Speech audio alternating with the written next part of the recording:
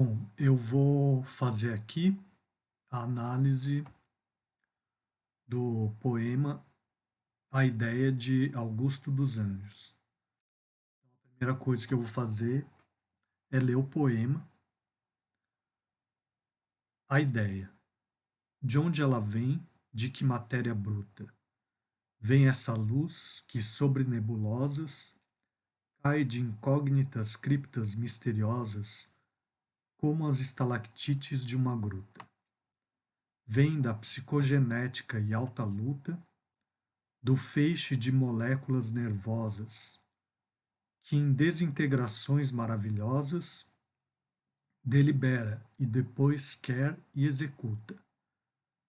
Vendo encéfalo absconso que a constringe, chega em seguida às cordas da laringe, tísica tênue mínima raquítica, quebra a força centrípeta que a amarra, mas de repente e quase morta esbarra no molambo da língua paralítica. Bom, então assim, lendo o poema, a gente tem uma ideia geral ou uma noção do que ele está dizendo. Mas é um poema relativamente difícil, né?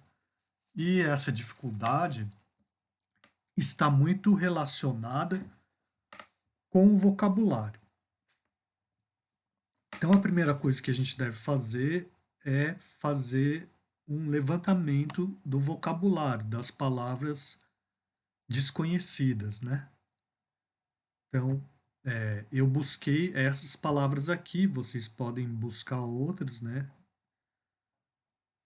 Nebulosas são nuvens de poeira, hélio e plasma, corpo celeste difuso como as galáxias. Estalactites, formações rochosas sedimentares, mais explicitamente rochas sedimentares quimiogênicas que se originam do teto de uma gruta ou caverna crescendo para baixo. Aqui tem uma imagem das estalactites, né? Só para vocês terem uma ideia, né? Também de que imagem ele está construindo no poema, quando ele usa uma palavra como essa, né? Psicogenética, teoria que supõe que toda atividade psíquica teria uma base material. Encéfalo, centro do sistema nervoso. Absconso, oculto. Constringir, contrair, apertar. Tísica, tuberculose. Tênue, fina, delgada. Centrípeta, força que puxa para dentro um corpo em movimento circular. E molambo, trapo. Então vamos voltar lá no poema para ver se a gente consegue entender o que ele está dizendo, né? Então o poema se chama A Ideia.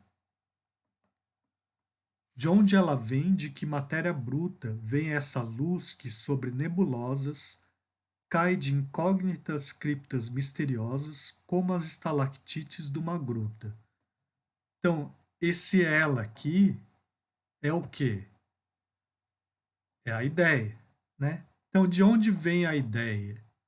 De que matéria bruta vem essa luz que sobre nebulosas cai de incógnitas criptas misteriosas como as estalactites de uma gruta.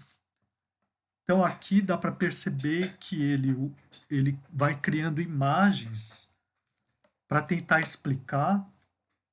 O primeiro ele está propondo uma pergunta, de onde vem a ideia, né? Mas ele próprio na pergunta já começa a responder que vem de uma matéria bruta.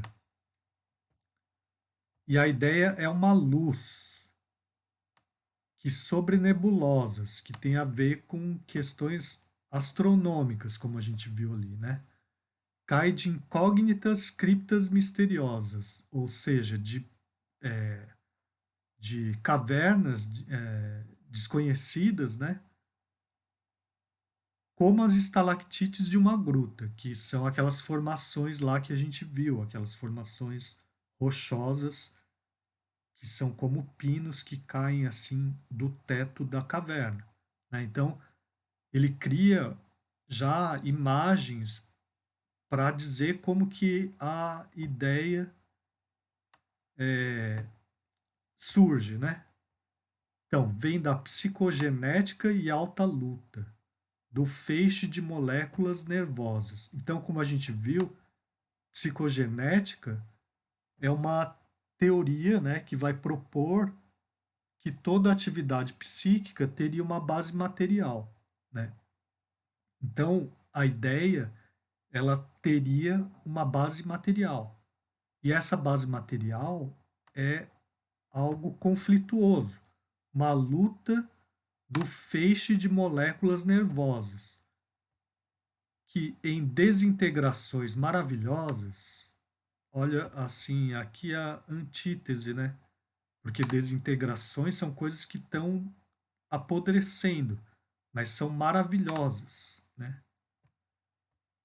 Delibera e depois quer e executa. Então aqui ele já começa a responder que a ideia vem dessa psicogenética e alta luta, do feixe de moléculas nervosas. Então aqui já começa a ter um aspecto orgânico, né? Porque é nervoso, né? De nervo, né? Delibera e depois quer e executa. Então, esse feixe de moléculas nervosas delibera e depois quer e executa, né? Então, existe aqui também uma vontade e uma tentativa de execução dessa vontade, né? Depois, vem do encéfalo absconso que a constringe. Então, como a gente viu lá, encéfalo é o centro do sistema nervoso. Absconso é oculto. Então, vendo aqui, mais ainda está relacionado com o organismo humano, né? Só que esse encéfalo absconso, essa parte do cérebro, né, constringe a ideia, ou seja, aperta a ideia para que ela saia, né?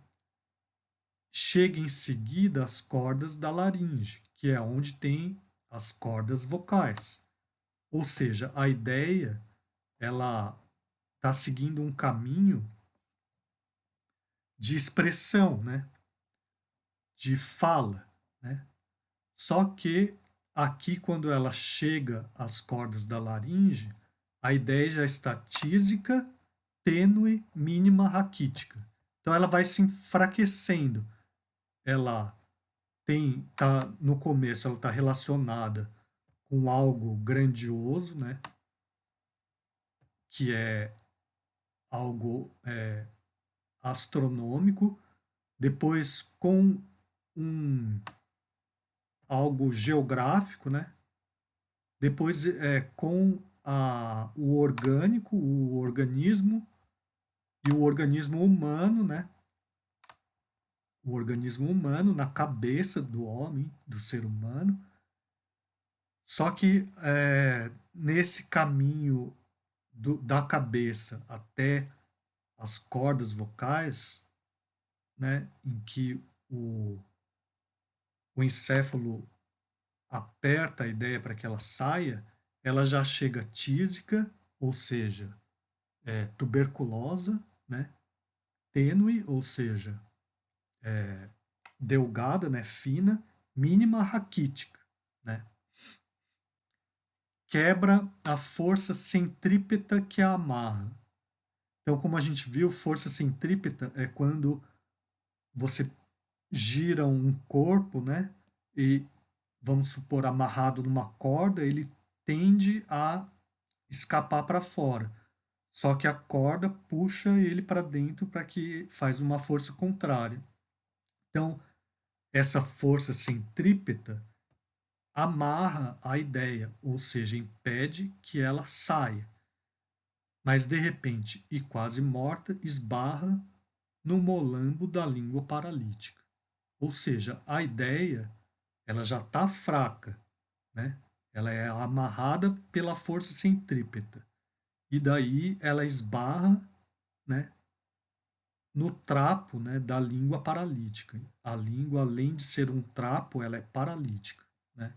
Então, qual é o tema aqui do poema? O tema é uma espécie de conflito, né, entre a ideia e a possibilidade de expressão dessa ideia, né? Depois a gente vai falar mais é, desse tema relacionando com as características do autor como um todo, tá bom? Mas antes, vamos ver os aspectos formais, né? Então, aqui, ó, eu fiz a escansão, né, dos versos, ou seja, a divisão em sílabas poéticas, né? Aqui, então, vocês podem ver que todos os versos são decassílabos, né? Então, qual que é a regra para a contagem dos versos, a escansão dos versos? É que quando a gente tem uma palavra que termina em vogal e a palavra seguinte começa em vogal, a gente pode unir a sílaba. Essa é uma das regras, né? Ó. A outra regra qual é? A outra regra é que a gente conta até a última sílaba tônica, né? Então, se vocês olharem aqui, né, todos os versos são decassílabos, né? Eu vou ler alguns para vocês observarem o ritmo, sem ficarem tão presos nessas regras, né? Mas, ó, de onde ela vem, de que matéria bruta, vem essa luz que sobre nebulosas cai de incógnitas criptas misteriosas como as estalactites de uma gruta. Tendo o dedo, eu acho que deu para ouvir aí, né? Que é o ritmo, né? Claro que esse ritmo, da maneira como eu li aqui, fica uma coisa muito quebrada, mas é uma coisa. Quando a gente lê o poema, ele é mais fluido, né? Se vocês verem aquele vídeo que eu postei ali, né? Sobre o Augusto dos Anjos, tem um poeta lá que fica declamando os poemas do Augusto dos Anjos o tempo inteiro, né? Então, e dá para perceber que é um ritmo regular, né? Então é esse ritmo aqui, decassílabo, né? O que mais que a gente pode perceber? Bom, claro, em primeiro lugar, que são dois quartetos, né? E dois tercetos, e sendo todos os versos da mesma medida, é um soneto, né?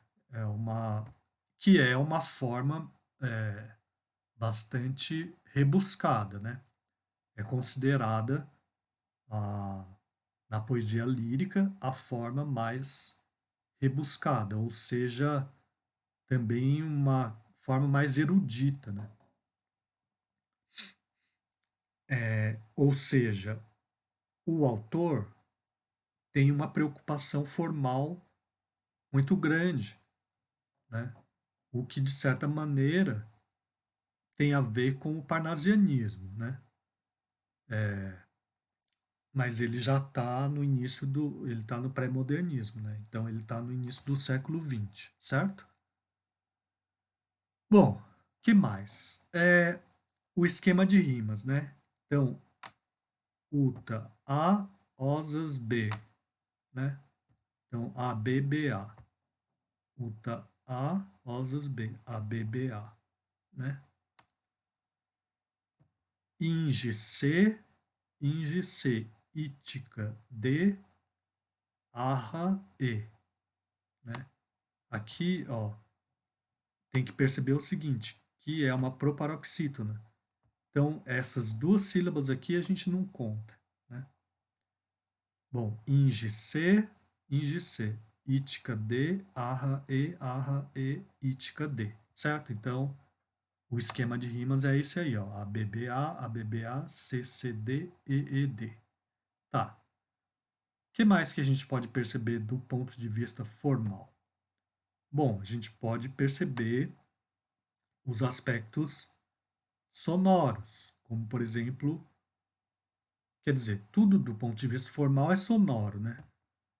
Mas as aliterações, né, que são repetições de sons consonantais, como por exemplo nesse verso aqui, ó. Essa luz que sobre nebulosas, né? Essa luz que sobre nebulosas. Então tem esses dois sons aqui, S e Z, né? Que eles são muito próximos, né?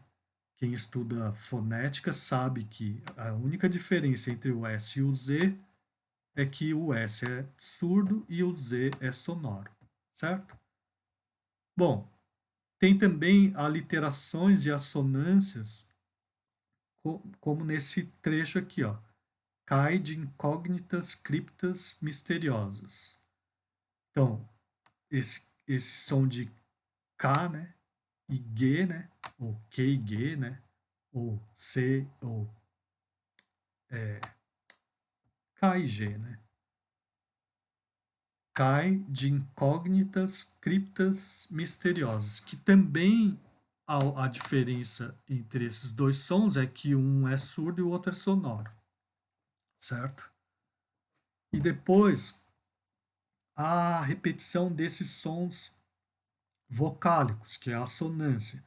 Então, cai de incógnitas criptas, ó que interessante isso, incógnitas criptas misteriosas, né? Então essas repetições elas vão criando uma sensação de musicalidade, né? Juntamente com o ritmo, juntamente com a métrica, né? E tem essas consoantes mudas, que são sons relativamente raros em português, né? Incógnitas, criptas, estalactites, né? E tem vários outros trechos, o que traz um, um aspecto ainda mais estranho, né? Para a poesia, né? Para esse poema, né? Além de muitas proparoxítonas, como por exemplo incógnitas, psicogenética, moléculas, encéfalo, tísica, raquítica, centrípeta, paralítica, né? Que também são palavras mais raras na língua portuguesa. Então, tanto esses sons de consoantes mudas quanto as proparoxítonas são relativamente raras na língua portuguesa, né? E por isso causam um efeito de estranheza maior para o poema, né? Além do vocabulário científico, né? Bastante vocabulário bastante próprio do autor, né?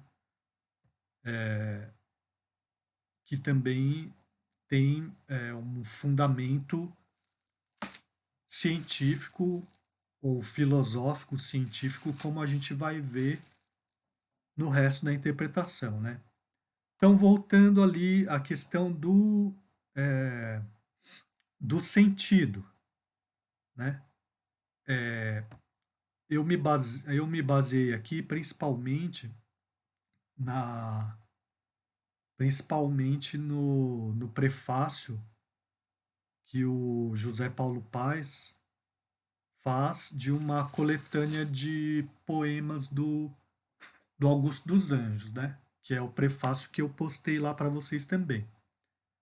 Então, na página 22 desse prefácio, o Augusto dos Anjos, o José Paulo Paes, ele fala de um dos temas, né? Que ele denomina como a fala como luta. E ele está falando justamente desse poema, a ideia. Né? Então, como a gente viu, é isso, né? A expressão da voz, né? É um conflito, né? Que ocorre, né? Entre a ideia e o aparelho vocálico, né? Sendo que a ideia não consegue se expressar porque ela esbarra na língua, que é uma espécie de trapo, né? Paralítico ainda. O ensaio, né? Essa esse prefácio do José Paulo Paes, ele é bastante interessante, porque ele fala do contexto em que surge, né, o Augusto dos Anjos, que é o contexto da escola de Recife, né, e que é muito marcado pelo positivismo, né? E o que é o positivismo? O positivismo é a tentativa de se aplicar o cientificismo aos acontecimentos sociais e culturais, né? É uma ideia de que tudo, inclusive aquilo que é cultural, aquilo que é social, pode ser explicado cientificamente a partir dos mesmos pressupostos das ciências naturais, como, por exemplo, a biologia do Darwin, né?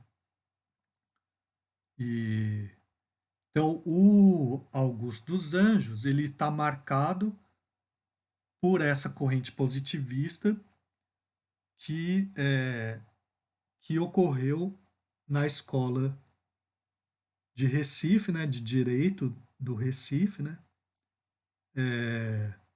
no início do século XX. Né? Então ele vai ser influenciado por esse grupo de pensadores. Né? Tá. Então, o José Paulo Paes vai falar do contexto, vai falar das ideias que circulavam, e depois ele vai levantando temas, né, que aparecem na, na obra do Augusto dos Anjos, né, e vai relacionando esses temas com uma espécie de concepção de mundo, né, que o Augusto dos Anjos teria. Né? Então, parece uma doideira total, mas na verdade tem relação, né, entre uma coisa e outra, entre ah, os vários temas, né, da obra, né, e é isso que o José Paulo Paes mostra. Né? Então, voltando aqui no poema, a fala como luta, né, é um conflito entre a ideia e a matéria. Né? Também outro tema que aparece o psicoplasma. Esse termo aqui, o José Paulo Paes, ele tira de um pensador alemão chamado Haeckel. Essa pronúncia eu vi, é uma pronúncia que os ingleses têm, né? A pronúncia em alemão eu não sei reproduzir, né? Mas se vocês falarem Haeckel, as pessoas vão entender que é esse cara aqui, né? E esse cara aqui, ele vai propor, né, que existe, né, essa palavra, o Augusto dos Anjos utiliza em outro poema dele e teria a ver com isso aqui, base material de toda a atividade psíquica, que tem a ver com aquele termo que a gente encontrou no poema que a gente está analisando, que é o termo psicogenética, né? Que seria a teoria que defende que toda atividade psíquica tem uma base material. Então não é por acaso que ele fica falando de onde vem a ideia, né? De onde ela vem, de que matéria bruta, né? Porque, de acordo com esses pensadores, toda atividade psíquica, ou pensamento, ou ideia, teria uma origem material, né?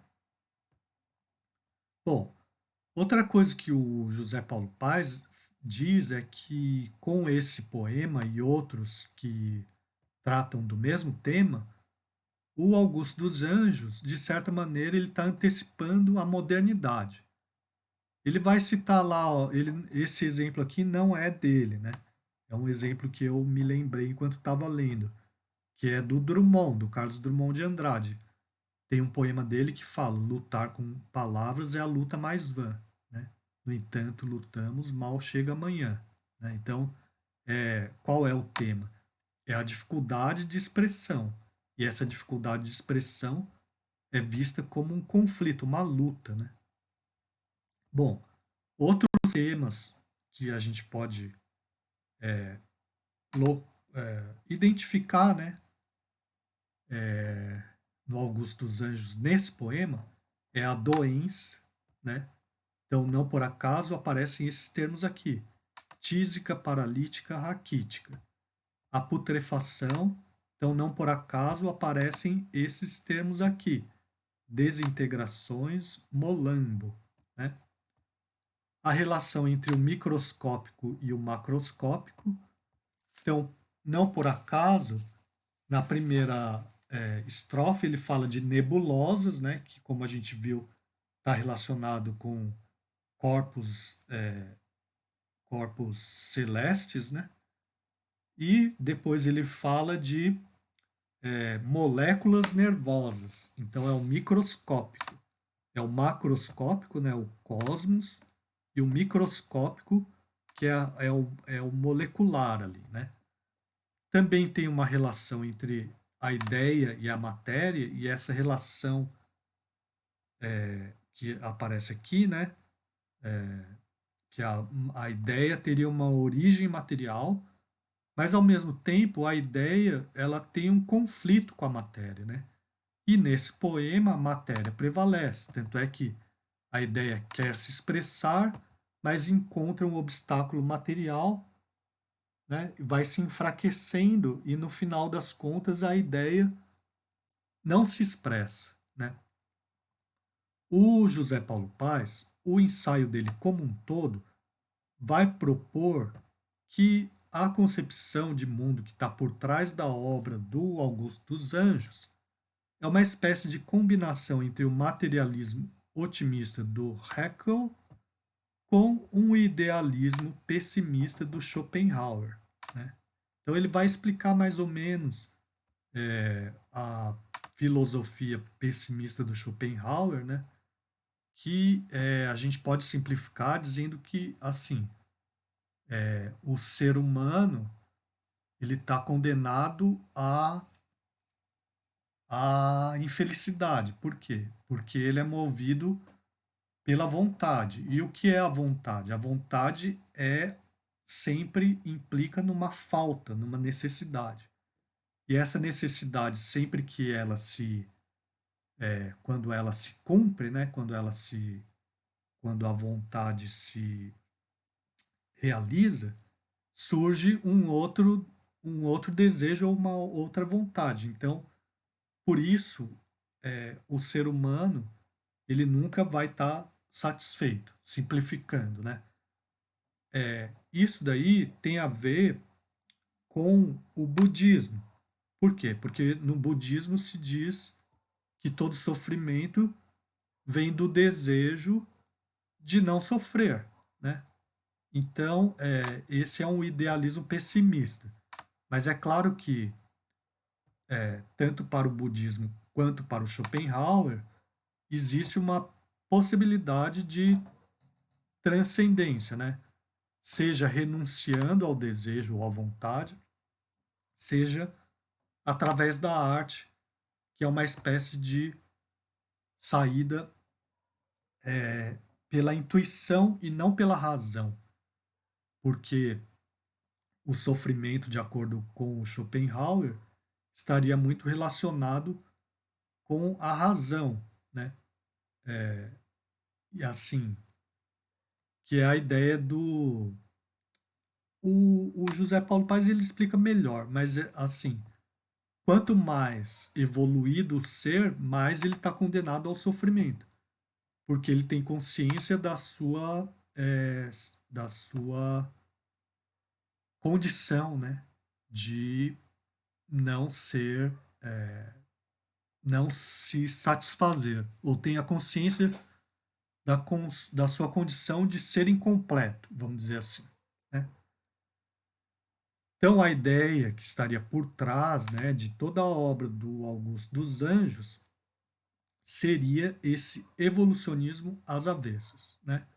No budismo tem a ideia da renúncia ao desejo. Então, Até naquela música do Legião Urbana, né, ele cita uma frase budista, né, tudo é dor e toda dor vem do desejo de não sentirmos dor. Então, se você não deseja mais, se você renuncia ao seu ego, então é, você ultrapassa a condição de sofrimento, né? E outra possibilidade é através da arte, que faz com que o ser humano ele transcenda a razão através da intuição, né? O, bom, para entender isso seria uma outra aula, né? Mas a, o prefácio do José Paulo Paes dá para ter uma boa noção do que seja isso, tá bom?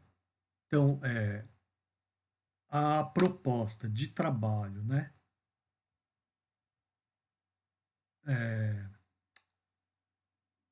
de análise de algum poema do Schopenhauer seria escolher algum outro poema do Schopenhauer, né, e fazer essa análise, como eu fiz assim, interpretando primeiro uma ideia geral, depois vendo os aspectos de vocabulário, né, porque o vocabulário dele relacionado com a ciência tem muito a ver com o tema do qual ele trata, né? Porque os princípios nos quais ele se baseia são positivistas, né?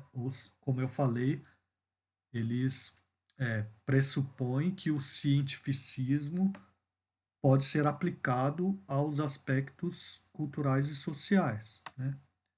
Então não é por acaso que ele utiliza esse vocabulário científico, né? Daí depois fazer uma análise formal, como eu fiz aqui, né? Eu apontei aqui alguns aspectos, eu poderia levantar muito mais ocorrências de aliteração e assonância, né? Só para ilustrar, né? Para mostrar como é bem construído do ponto de vista formal esse poema, né? E depois fazer um levantamento dos temas relacionando com o vídeo, né? Ou com o prefácio do José Paulo Paes, e basicamente é isso, tá bom? Pode ser feito em grupo, né? De até, de até 4 alunos, e vocês têm um mês para entregar, tá bom? Valendo 2 pontos. Então é isso, obrigado.